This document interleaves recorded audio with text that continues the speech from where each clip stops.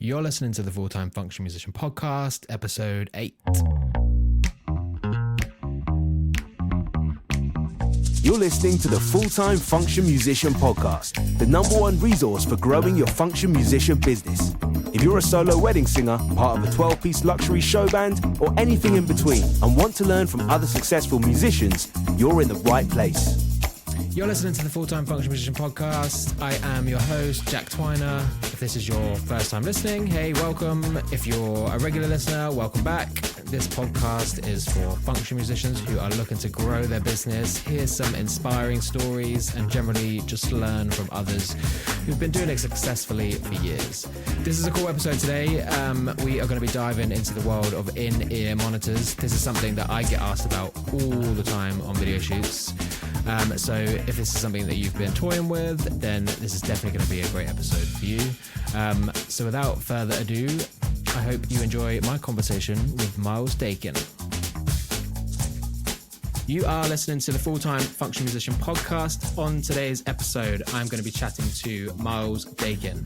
Miles has been a full-time function musician and a session guitarist, for the last 8 years, and is also a self-confessed IEM nerd.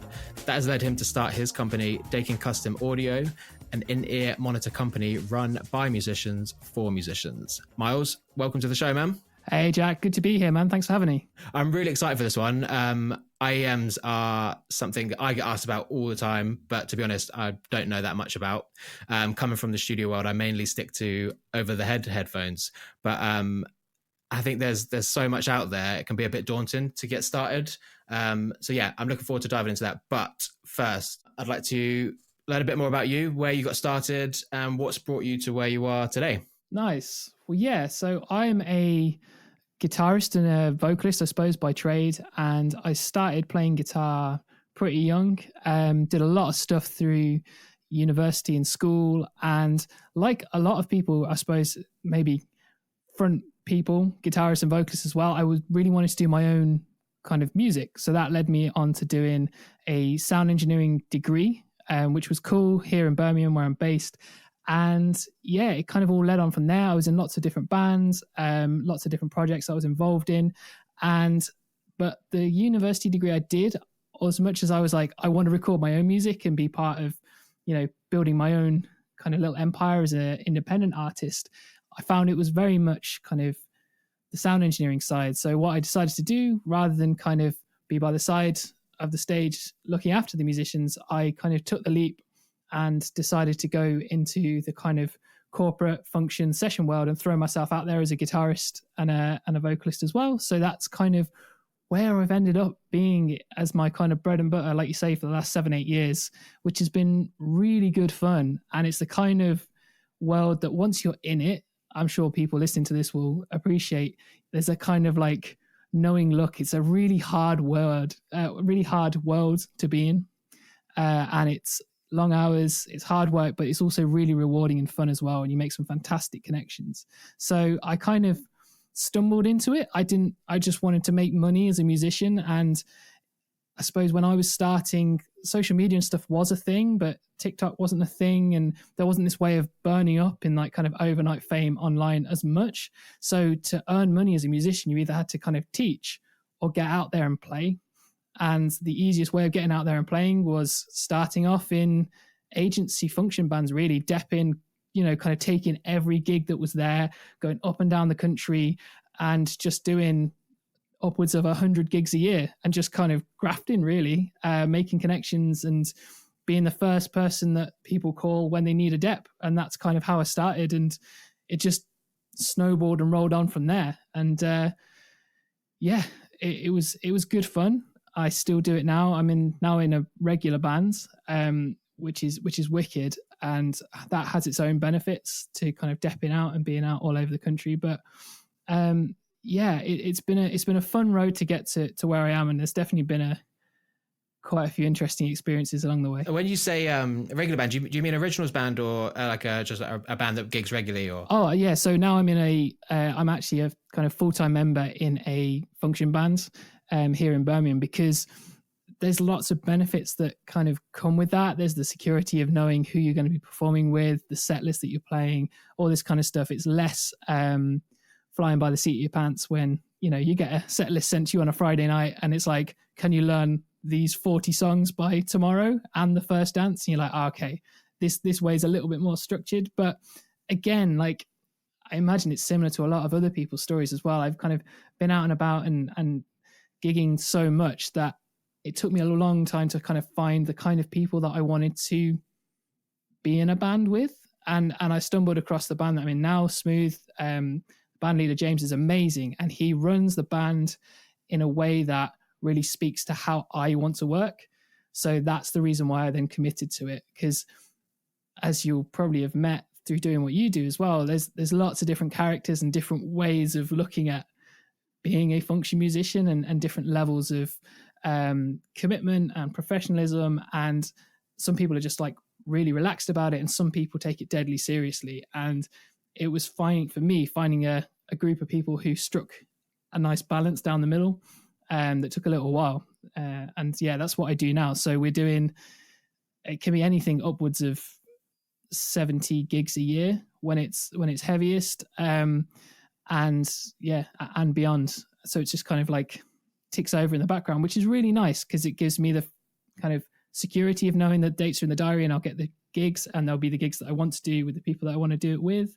And I know they'll be easy enough. They'll be fun. They'll be enjoyable, and it allows me to do the stuff with DCA in the background. So it's yeah, like I said, it's all about striking that balance. Yeah, nice. Do you ever go out solo now, or is it mainly just sticking to the band stuff? I used to go out solo a lot. So yeah, like as vocalist and a guitarist, one of the main things that I do in my kind of craziest year, I think I did around 140 gigs in 1 year, but a lot of that was, kind of band work through the weekend, but then a lot of solo acoustic stuff. So I was always doing, solo acoustic shows in the afternoon, and then packing up, getting out and going off to do the function gig in the evening. So yeah, it was good fun. It, again, different kind of, different set of challenges when you're rolling out on your own. But again, I used to work with a lot of agencies up and down the country. So they would book a certain number of gigs for me. And then I also did my own kind of independent marketing stuff and worked with other kind of online promotion things to get me gigs as well. So it was a nice mix, to be fair.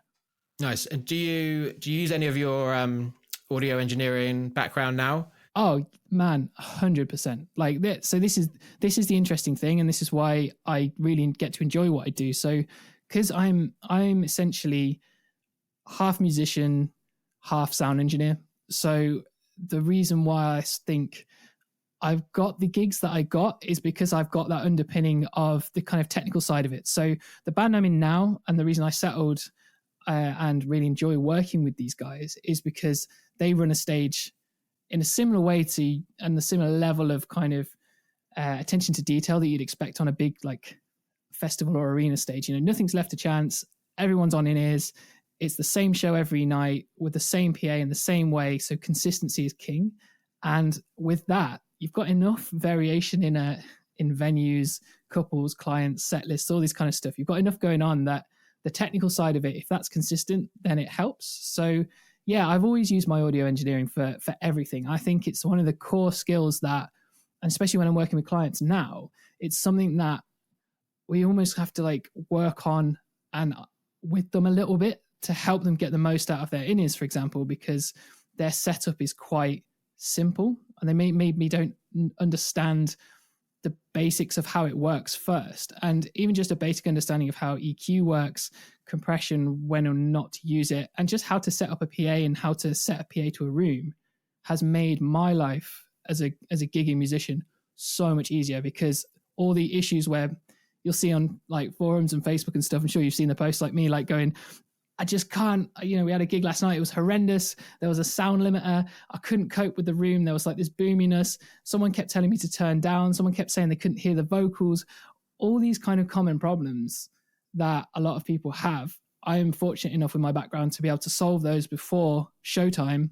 We just kind of save the show as it is. And then we know when we step on stage, we can do our thing rather than having to worry about how the room or the space or the people are going to react to us when we're there. So yeah, it's a massive underpinning of everything that I've ever done. So is that your sort of obviously playing in it as your main role, but is that, so you've got your band leader, he's doing the booking, are you doing like the sound for gigs?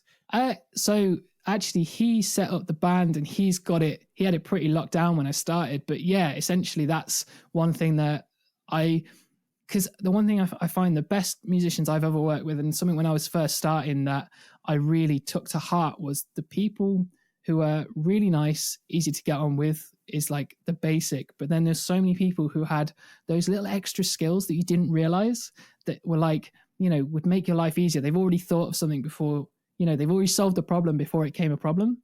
They were the best people to gig with. So that's what I try and do. So when we're sound checking, we'll set up the sound and I will be out the front with an iPad, walk in the room, making sure it's all right, setting up the PA, and being an extra pair of hands and an extra pair of ears, because our band leader is the drummer. So he's always at the back. So it's kind of, he then trusts my ears to sort out the room. And then we know that when come showtime, it's like, it's going to sound great. There's less hassle like that. Some of the I guess some of the most organized bands that I've met and that have the least amount of issues in their personal relationships in bands is people that have got like set roles that one guy does the lighting, the girl does the sound, someone's doing the booking. They've all got kind of like a role apart from playing in the band, and that kind of just moves everything along a lot more smoothly. And yeah, as I said, keeps those relationships nice as well. Oh, 100%. The best bands are like the ones which are basically like a traveling circus. You turn up, everyone knows their job. Doesn't matter where you go or what you do. Someone's like sorting the power. Like you say, someone's done the lights. Someone's doing. So the best thing that I ever did was go to a silent stage as well. So obviously it sounds lame and it sounds a little less rock and roll, going like, I don't have any cabs, I don't have any amps, no backline, electric drum kit, all this kind of stuff. But actually, for, like I said, consistency, if you're doing like upwards of 100 gigs a year, if you can turn up and there's the fewest components possible, and then you only have to worry about kind of the main sound source being throwing forward, that cuts out 99% of the issues that you'll have on stage. And it's normally, to be fair, the drummers who, like the vibe, the feel goes a little bit more. But when you've got those set roles, like you say, it all just allows everything to fall into place. And I'm very lucky that, with the guys in Smooth, it's like we turn up, we gig enough together, it's consistent, we know. And even the depths that we've got a small pool of depths that we use, they're really good, and they just slip into the role as well. So like you say, we know that if time's tight, you can set up quickly, and it just adds that extra level of reassurance and professionalism for your clients as well, which is massive. Yeah, and you can just focus on the playing, which is essentially the important part, right? Yeah. So what kind of gigs are you mainly getting? Well, I think, mainly weddings, to be honest. That's kind of been the bread and butter for what those guys have done for many years before I even joined the band. Like I was depping and so I knew Kat, the main singer in Smooth. She was working with them for a couple of years before, and then we were in a band together on the side, and then the guy who was playing guitar and singing left, and there was a chance for me to kind of move in and kind of take over that role. So it's always been like, a specific person for a specific role in that band. And it's always been weddings. That's been the main thing. So a lot of corporate work as well, of course, like New Year's gigs, award ceremonies, things like that. But all in the UK, as local as possible. And it's kind of been about, carving out that local niche of being the best kind of professional band that you can in your area as well. I mean, we do travel all over the country. Obviously, you have to nowadays. But weddings has been the thing, and the kind of organization behind that, and allowing clients to be looked after in the way that they want to be on their wedding day and not have to worry about a thing, has been the thing that James, the band leader, has really tied down, and that's one of his real special kind of attributes, I think, and why he's been so successful doing what he's doing. Yeah, that sounds great, man. I mean, I imagine that's kind of a position where a lot of bands strive to get into, where it's sort of ticking over real nicely without putting like loads of effort into everything at the minute. Well, to be fair though, man, like everything that I've learned, like I said, I've been gigging for so long, it's everything there is totally applicable. Like it's like this just happens to be the band that I'm in now. But even before, like when I was kind of a bit more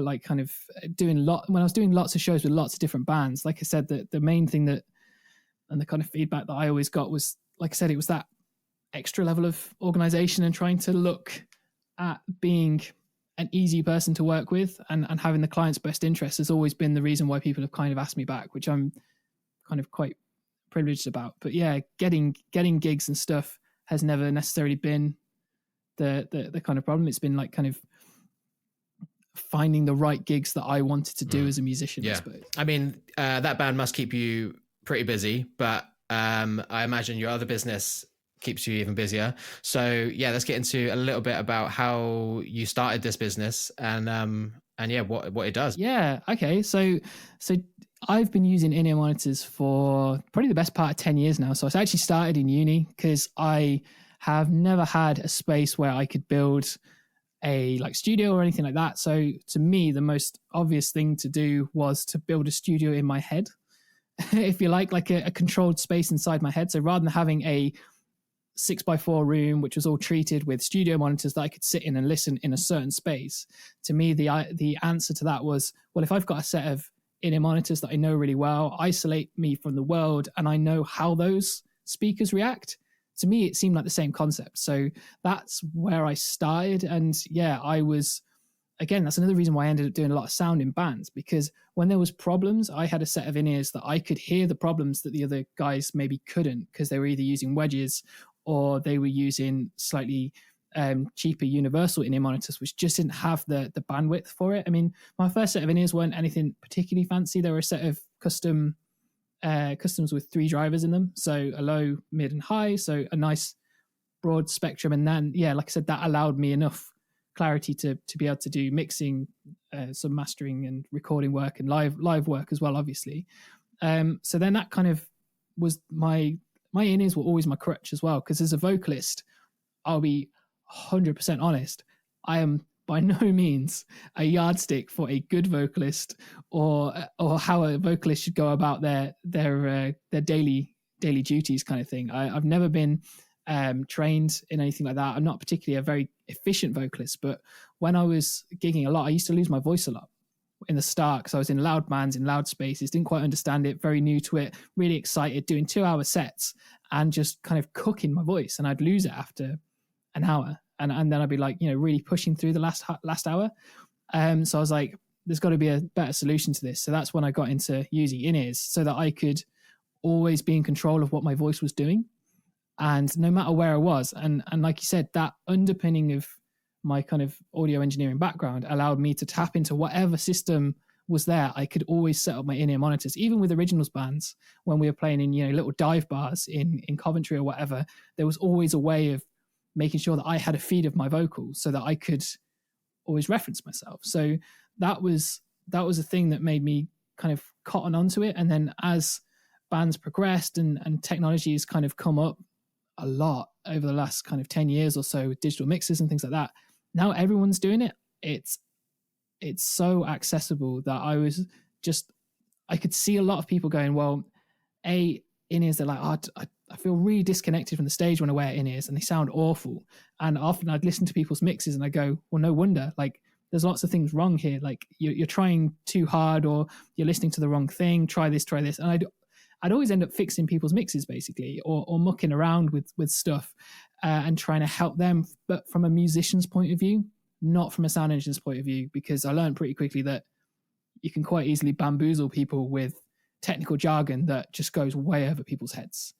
But when you talk about it in musical terms that people understand, and you can talk to them on a level as someone standing on stage and experiencing it in the space they're experiencing it in, it became really quite easy. So then one thing led to another, and I just decided to take the plunge and start an in-ear business to help out basically people around me in the Midlands. And I managed to basically, my USP now is as well looking after musicians as best as possible and trying to build a community about what I'm doing. So I invested in using 3D ear scanning rather than traditional custom impressions that you'll have seen people doing, which is like when you inject like a silicone mold in people's ears. That to me seemed like a perfectly fine way of doing it. A lot of the people I work with still use it that way, but I wanted to do something that was nicer for the musician. I don't like the idea of someone squirting something down my ear towards my eardrum and it only being stopped by a tiny little piece of foam. That to me, as a musician, if I'm gigging, next weekend and someone does something weird to me during an impression on a Wednesday, then that's my whole weekend's work gone for Friday, Saturday, Sunday night. Like if something happens to my ears, so that to me was like, there must be an alternative. So I found 3D ear scanning. So it's like quicker, less invasive, safer in some ways as well. And I was just like, I'm going to roll with it. No one's doing it here in the UK. And I am pleased to say that doing it, and we have exclusive use of that technology for the pro audio industry in the UK. So that's led us on to then work with the artist departments of like 64 Audio, Fur Audio, ACS, and lots of other kind of amazing manufacturers. And I've met loads of great musicians, which is cool. And that has all trickled down and fed back into the network of musicians that I've always worked with. And I get to have great conversations every day with normal working musicians doing their thing and helping them solve problems, which is essentially what I really enjoy doing. So I just spend a lot of time chatting to people. Awesome, man. Basically, which is good fun. I definitely want to swing back around to your business a bit more in a minute, but I don't want to assume that everyone listening knows exactly what we're talking about when it comes to IM. So I want to get back to basics. And start with like, who should be wearing them and why should they be wearing them? Okay, so from like the core, we'll go back to basics. So yeah, like wedges on stage, so the traditional way of like throwing sound back at yourself is fine. But when you're gigging a lot, like most people are, even if you're doing upwards of like 40 gigs a year in a loud environment, if you're not wearing any kind of hearing protection, you're going to basically start pushing your ears to a point where they will get damaged if you're not careful. So the easiest way I explain it is if you're in a room which is 100 decibels, which is like standing in front of a drum kit, an acoustic drum kit that's playing, at that level, your ears can only cope for 15 minutes until they start to get damaged. So when you come out of a gig and your ears are ringing, that's essentially your ears have been pushed past that point of being able to cope, which when you put it in that kind of plain terms, it's actually quite scary to think that you could be damaging the one piece of equipment that you need to be a musician and kind of work. So what in-ear monitors do is essentially they take the loud environment that's around you and you isolate yourself from it a little bit. So you drop that 100 decibels down by like 25 decibels or so. So it's much, much quieter. So the same level as when you're kind of just talking to somebody in a room or in a cafe or something.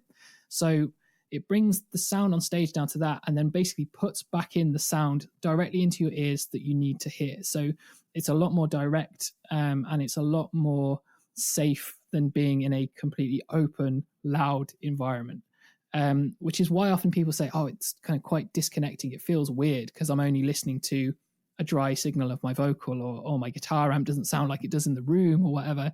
But that's just the starting point. Once you've kind of knocked that level down so you're safe. If you're listening at like 86 decibels or something, you can listen for 8 hours safely.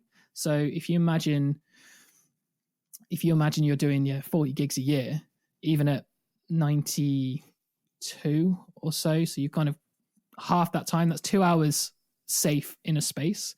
If you're going to be doing a sound check, doing a 2-hour gig, and then doing DJ afterwards for 5 hours, that's like 5 hours worth of exposure, but you're only safe for 2. So that's going to be 3 hours every night that you're kind of damaging your hearing. So it's that portion of hearing damage that we're trying to alleviate with in-ear monitors. We're trying to that's the core concept of it. It's making sure your ears are safer. But then with that, once you've kind of got yourself in that kind of safe bubble and you're comfortable with it, honestly, an in-ear monitoring mix live, once you've done it, you can't really go back to using wedges because it's so reliable, it's so consistent, and actually it's a lot better, helps you perform better as well. Awesome, man. So I guess my next question is for maybe bands that are earlier on in their career. Do you need loads of other equipment to make this work, like a whole mixing desk setup and headphone amps and stuff like that? What other equipment do you need? I mean, it's, to be fair, it's kind of like a common misconception that you need to have lots of stuff to make it work. Like, because essentially what they are is they're just headphones that block out sound. So every mixing desk has a headphone output normally. So if you're the lead singer of a band, you can plug into the headphone out as a bare minimum, and you'll hear what the front of house speakers are hearing. So that's just like an extension cable, like I'm using now to listen to this while we're speaking. But generally, all you need is the headphones themselves, and then you need something to go from your mixing desk to you. So that's either like a headphone amp, which are pretty cheap, and most people use stuff like Behringer P2s, which are like 50 quid, and they need an XLR cable, so that's like quite cheap. Or people use stuff like wireless systems if you want a bit more freedom, you want to move around stage. So, but they're, in terms of like an investment, lots of people won't flinch about buying a new guitar for like 750 quid maybe, and go, oh, it's a mid-range guitar, or it's a basic guitar for this guitar brand or whatever. It's not an American made Strat or whatever. It's a Mexican made one. It's a cheaper version potentially. But like when it comes to investing in your ears, people go, oh, I'm not going to spend that much money on a pair of headphones. Are you mad? Why would I do that? Like, it's just headphones. You'd be like, yeah, but if you've got a £2,000 amp being played on a £2,000 guitar, you're singing into a £200 microphone going through a, I don't know, £500 mixing desk, and then you're listening to it on a pair of 20 quid headphones. Something to me says you're not benefiting from all that amazing investment in your craft and your art that you're paying into through your music and your performance. And you're going, I'll listen to it through a paper bag. Like, it doesn't, like, there's an element where you need to kind of recalibrate the way you think about stuff on stage, I think. Yeah, for sure. So, I mean, they can range, right, from 100 quid to thousands and thousands of pounds. If someone wanted to get started, are the sort of stock standard ones that aren't molded to your ear, are they good enough? Or is that a good place to start even? Or should you really go for molded? So one thing that I am a massive advocate for is obviously hearing health and making in-ears more accessible in general. Everyone's personal situation is different, and not everyone has hundreds of pounds to spend on a pair of in-ears. The main thing that you need to do is get the amount of isolation right. So as soon as you've isolated yourself well, whatever you'll be able to hear what you're trying to put back in a lot better. A lot of musicians I know start on kind of slightly cheaper Amazon basic headphones and stuff. That's okay, but a lot of them aren't actually built for musicians, even though they say in-ear monitor on them. They're built for kind of like audiophile listening, which is cool if you listen to recorded music, but live they can be a bit tricky to work with. So yeah, as long as they're isolating well, you can use a set of universals. But I would say that to get a good sounding, reliable set of universals, you do need to spend around £200 or so to get that. And that's around the time that a good set, a basic set of customs starts. So it's that kind of perception of what do you want? Do you want the reassurance of going, oh, I'm not jumping into custom straight away? Or do you want to just go, I'm going to do it right, do it once, and kind of go for a cheap set of customs and start from there? I think I'm explaining. Yeah, for sure. I don't want anyone to think that like I'm anti universals, because like I said, everyone's personal situation is different. If that's all you can afford and that's how you want to start and you want to protect your hearing and get a better stage sound, start there and experiment.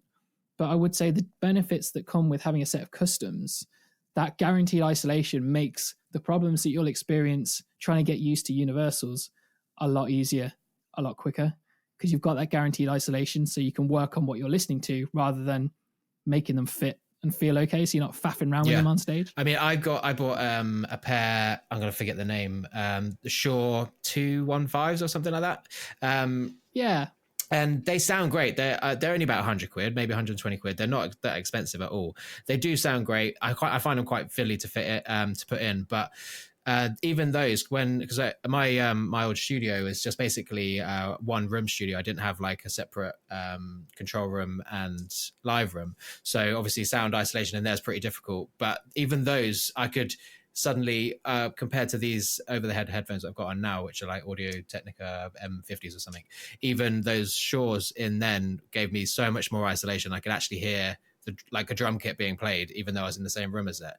It was wild. And again, not that expensive.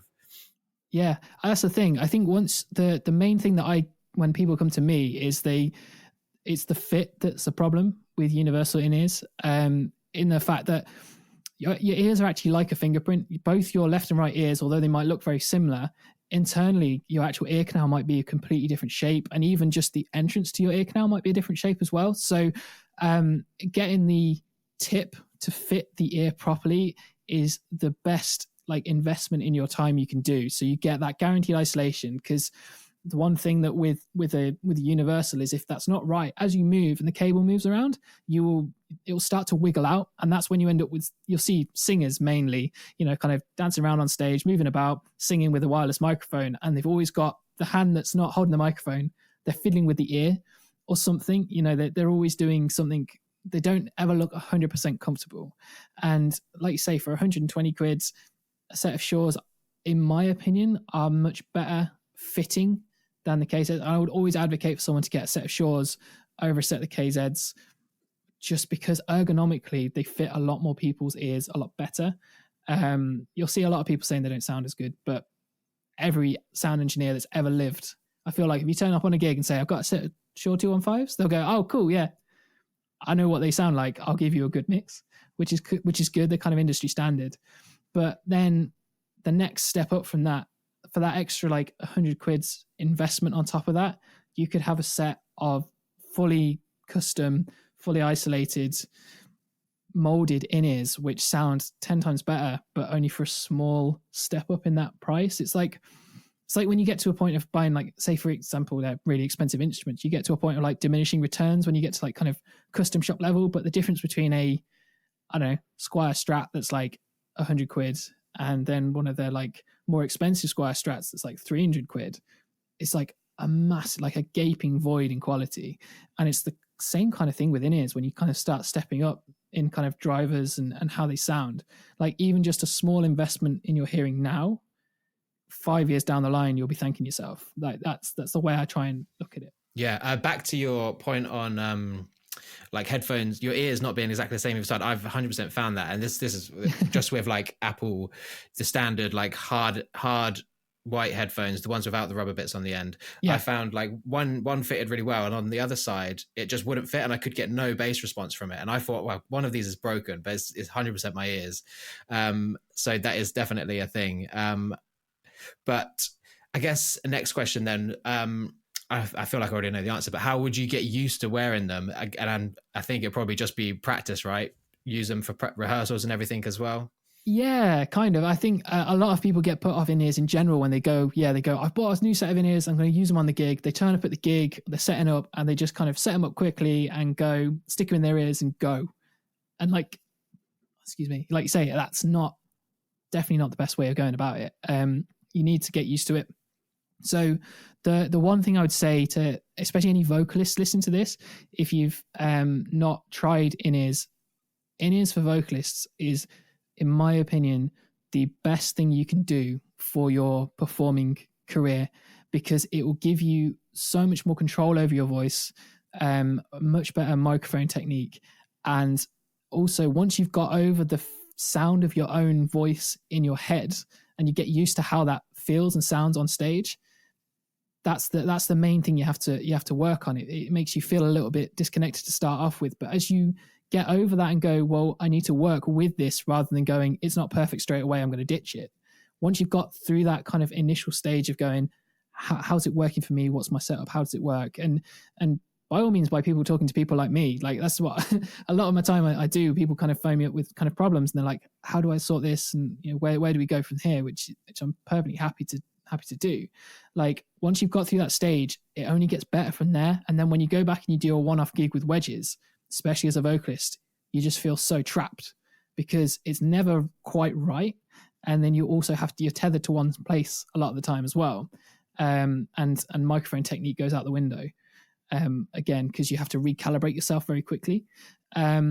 So it's one of the things, practice at home. If you first get your set of in-ears, don't just roll out on a gig and expect it to be perfect. Take a little bit of time. And also, especially with people starting with customs, I always say, start basic. Don't expect to be able to run before you can walk, and even before you can crawl. Like just literally put them in your ears and put one thing in your in-ears, and that's your primary instrument, for example. So just kind of try and hear what's around you and then put your vocal in there. And then you go, oh, I can't quite hear my guitar right. Then bring a bit of your guitar in and go, right, I'm now locked into what I need to listen to.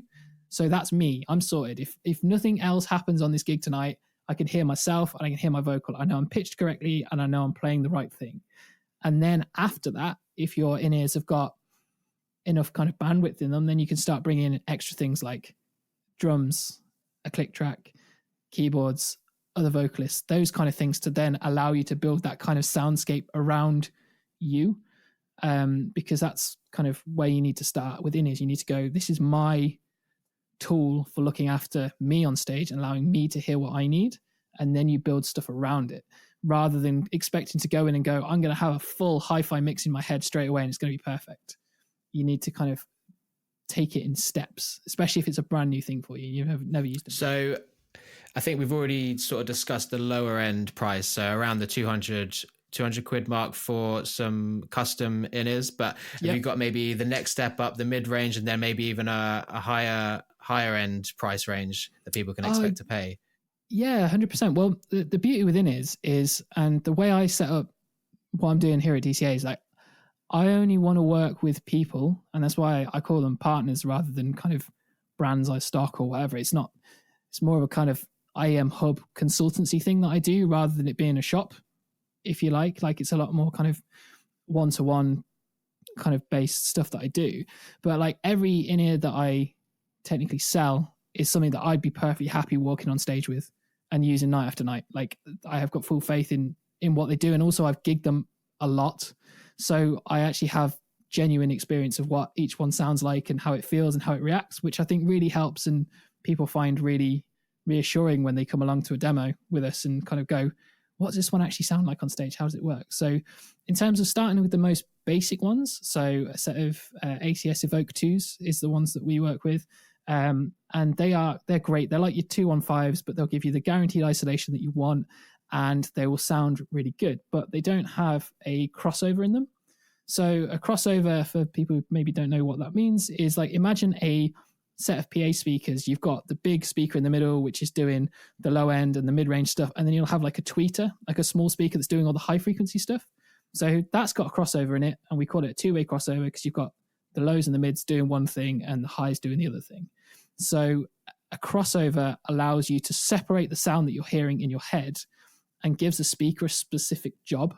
So if you're throwing a full band mix at it and you've only got one speaker trying to do everything from the lowest lows to the highest highs, that speaker at some point is going to go, I can't cope anymore. There's only so much I can do. And 215s are a really good example of that because they sound quite bassy, but they've also got a nice mid-range. So vocals and stuff cut really well, but you won't get that kind of nice sparkly detail that you're looking for in like keyboards and cymbals and kind of guitar work and stuff like that. You just won't get that.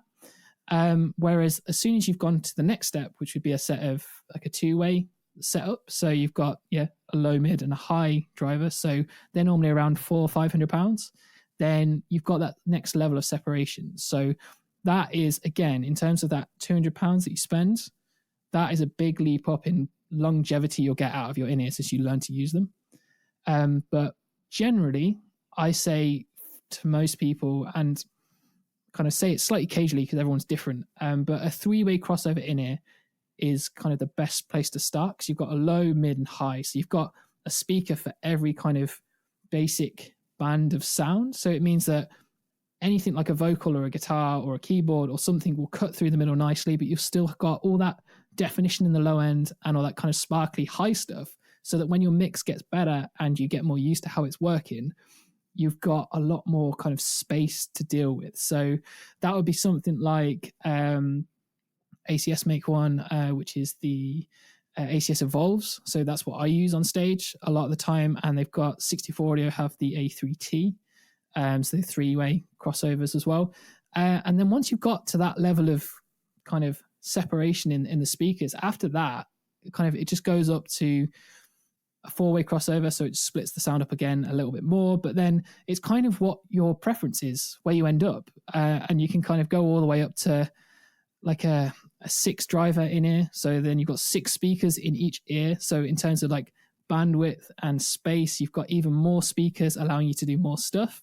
And then imagine if you go to a big gig at an arena and you see those kind of huge speakers flown on either side like a line array. So you've got lots of tiny speakers doing individual jobs crossed over in different places. So I'm actually listening on my 64 A18Ts. So we've got 18 drivers, 18 speakers in each side, so in each ear. So that's essentially like having a line array PA in your head.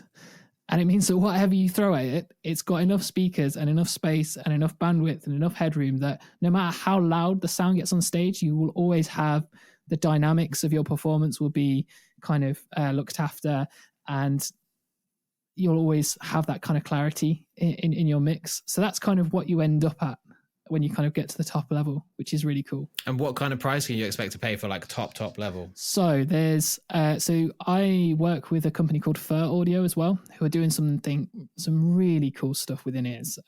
Like they've got a low frequency driver, which is rather than just sending sound to your eardrum, it sends it through your bones. So like using bone conduction, like you might see people with like bone conduction hearing aids and stuff, implants and things, that it's sending sound through your skull rather than through your ear. They're using the same kind of phenomenon, and they're Xenon 6s, which are being used by some pretty big artists now, like John Mayer. Stevie Wonder's a massive fan. Potentially somebody, a large country pop singer going around the world. She might be using them as well at some point. I don't know whether that's officially out there yet. But yeah, lots of people are using them because they sound a lot more exciting. But the Xenon 6s are around $3,500 per set. But like I said, that's the kind of top flight, cutting edge, the as kind of as high as you can kind of go at the moment, which is really cool. But also at the end of the day, they're just a in-ear monitor with a kind of 4-way crossover in them. So very similar in a way to the stuff which is like £1,000 or so. So if that's where you need to be, then you'll get a similar experience. It's like, say, it's just a point of what suits you and where you're comfortable investing in, really, as a set of customs.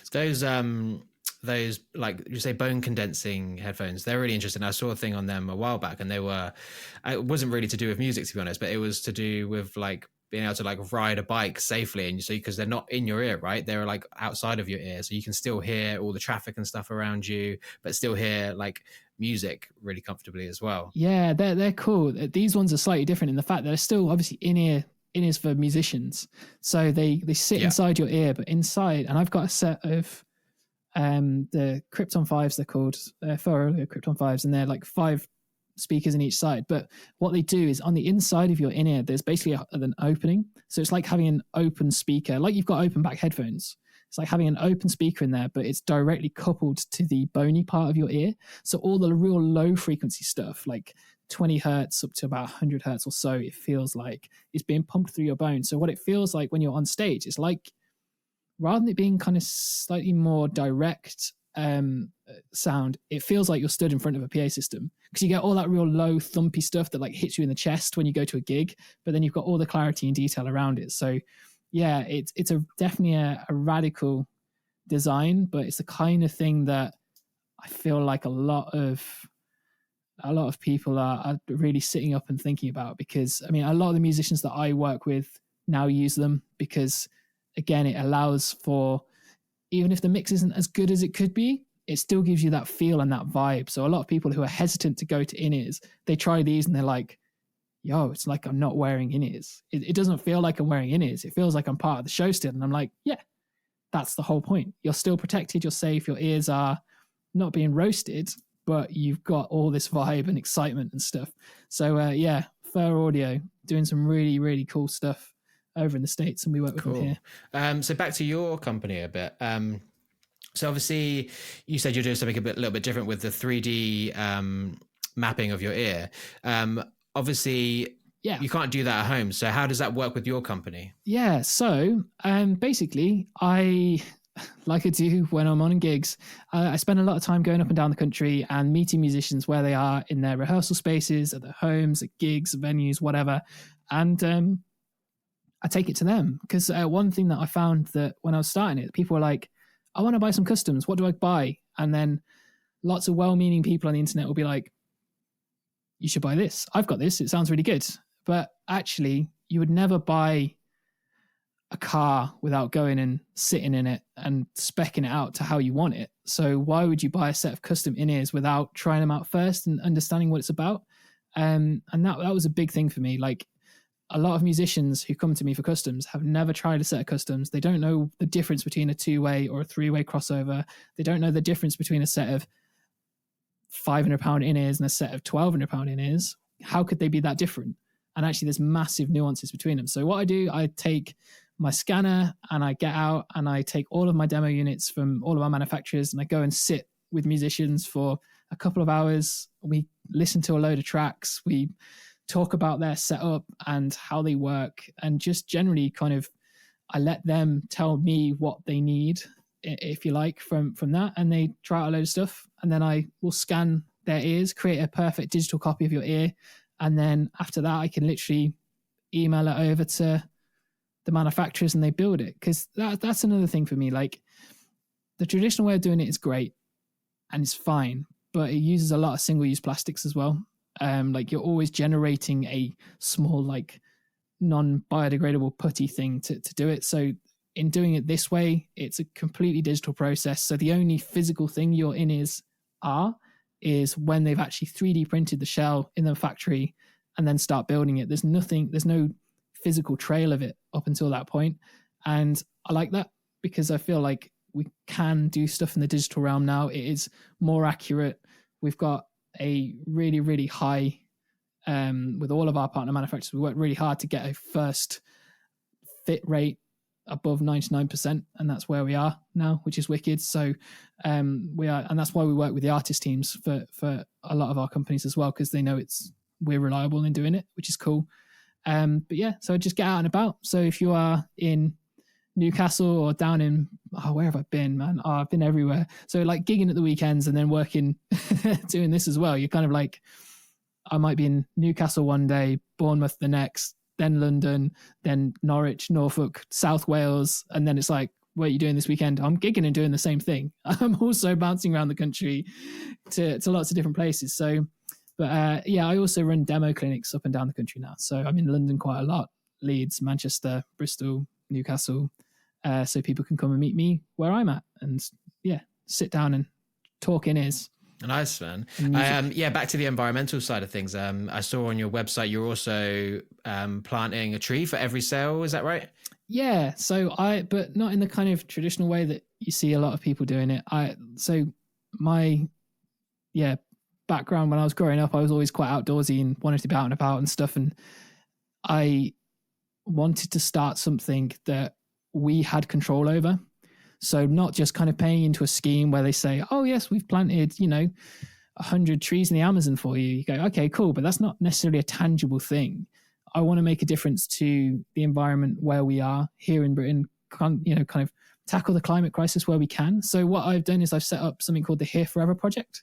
So every sale, everything that comes through DCA pays into the Here Forever project. So we plant a tree. And when I say we plant a tree, I mean me. Because I'm currently we're a small company. It's mainly me doing 99% of the things. So every year we're planting a tree for every set of in-ears that we've sold, and earplugs as well. And we're also working with community groups to help them and kind of donating to help them rewild parts of Britain where they are. So be that an urban space or be that a project maybe in the Highlands or somewhere like that. We're actively looking for places where if we say we've planted a tree for you to offset the build process and stuff like that, it's going to be a tree that is in a community forest or somewhere like that that's going to sit there for at least 50 years to actually offset the carbon and also create a more natural environment in that place and boost biodiversity and all this kind of stuff. So it's a real passion project for me. It's something that I always wanted to do. I just never thought selling in-ears would be how I got there. Yeah, absolutely, man. That's great though. Really great. So I guess, is there anything else you think people should know about in-ears, or anything we haven't discussed that you'd like to discuss? Yeah, I mean, I suppose the one kind of takeaway thing would be just, approach it with open eyes and go, if you want to do it, if you can see that there's benefit to it, and there's other people obviously getting great benefit out of it, I massively encourage people to kind of do the research themselves. Talk to people like myself, by all means, and I'm sure my details will be somewhere around this podcast as well. Please feel free to get in touch and chat things through with me, because there's lots of people on, like I said, there's lots of people out there who will well-meaningly offer advice, but there's loads of like myths out there that are kind of quite damaging about in-ears, and actually in itself, kind of start maybe even kind of damaging your hearing. Like if you see somebody going, I gig with in-ears all the time, but I always take one ear out, like that's a really bad thing to do, because you've got one ear which is safe and protected, and you've got the other one which is open to the elements. And if you do that enough times, then you will start kind of creating an imbalance in your hearing, and you won't notice it now. You'll gig for like 10 years or so, and you'll be young, and your ears will be pliable and will recover. And it will only be later in life when you start going, I'm feeling the effects of that a little bit more now. And things are starting to kind of affect you, and I do a lot of hearing health work with colleges as well, and schools and things. And the one thing that always comes out to me as well is people don't know how loud stuff is. If you don't know how loud stuff is, just download a decibel meter on your phone, and just when you're in a loud space, see how loud it is. Get to know what 100 decibels feels like. Get to know what 90 decibels feels like. Get to know how loud it is in your local pub or venue. And then when you're gigging, when you're out there 100 times a year, you can then know when you're probably need to start wearing earplugs, or need to start wearing in-ears on stage, or something like that. Because at the end of the day, your ears, you've only got one set. Once they're damaged, they're damaged. There's no reversing it.